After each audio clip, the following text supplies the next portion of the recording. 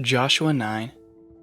As soon as all the kings who were beyond the Jordan, in the hill country and in the lowlands, all along the coast of the great sea toward Lebanon, the Hittites, the Amorites, the Canaanites, the Perizzites, the Hivites, and the Jebusites, heard of this, they gathered together as one to fight against Joshua and Israel. But when the inhabitants of Gibeon heard what Joshua had done to Jericho and Ai, they on their part acted with cunning and went and made ready provisions and took worn-out sacks for their donkeys and wineskins, worn out and torn and mended, with worn-out patched sandals on their feet and worn-out clothes, and all their provisions were dry and crumbly. And they went to Joshua in the camp at Gilgal and said to him and to the men of Israel, "We have come from a distant country, so now make a covenant with us." But the men of Israel said to the Hivites, "Perhaps you live among us. Then how can we make a covenant with you?" They said to Joshua, "We are your servants." And Joshua said to them, "Who are you? And where do you come from?" And they said to him, "From a very distant country your servants have come, because the name of the Lord your God, for we have heard a report of him, and all that he did in Egypt, and all that he did to the two kings of the Amorites, who were beyond the Jordan, to Sihon the king of Heshbon, and to Og king of Bashan, who lived in Ashtaroth. So our elders and all the inhabitants of our country said to us, 'Take provisions in your hand for the journey, and go to meet them and say to them, We are your servants.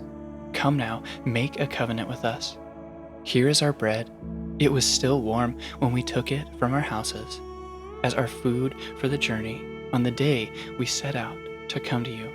But now, behold, it is dry and crumbly. These wineskins were new when we filled them, and behold, they have burst. And these garments and sandals of ours are worn out from the very long journey." So the men took some of their provisions, but did not ask counsel from the Lord. And Joshua made peace with them and made a covenant with them, and let them live, and the leaders of the congregation swore to them. At the end of 3 days after they made a covenant with them, they heard that they were their neighbors, and that they lived among them. And the people of Israel set out and reached their cities on the 3rd day.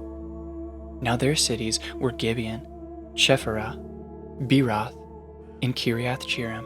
But the people of Israel did not attack them, because the leaders of the congregation had sworn to them by the Lord, the God of Israel.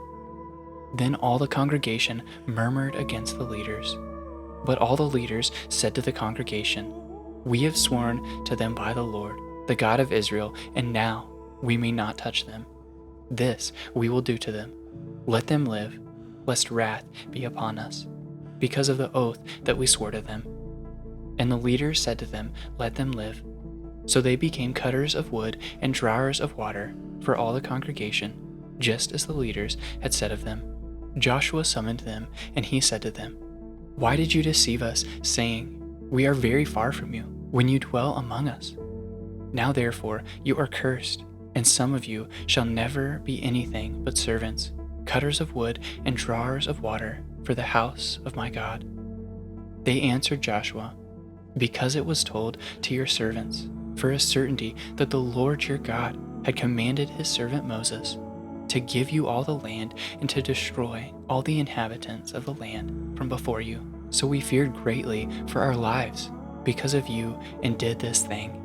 And now, behold, we are in your hand. Whatever seems good and right in your sight to do to us, do it."